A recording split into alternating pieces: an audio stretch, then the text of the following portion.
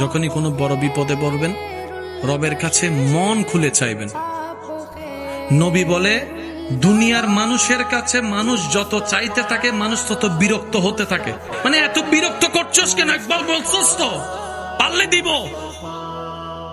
নবী বলে, বান্দা যত রবের কাছে চাইতে থাকে রব তত খুশি হতে থাকে। কেউ চাইলো রব শুনলো দেয় না, কেউ চাইলো রব শুনলো দেয় না।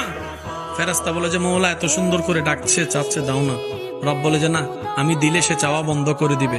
তার চাওয়াটাই আমার সুন্দর লাগতেছে, তার ডাকটাই আমার সুন্দর লাগতেছে, তার তাহাজ্জুদ পড়াটাই আমার সুন্দর লাগতেছে, তার কান্না করাটাই আমার সুন্দর লাগতেছে। আমি আল্লাহ আরো দেখতে চাচ্ছি।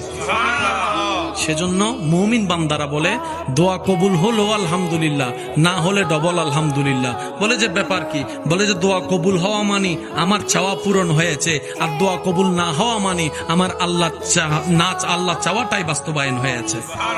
আর আল্লাহ চাওয়ায় বান্দার খুশি, এটাই হচ্ছে মুমিনের কাজ।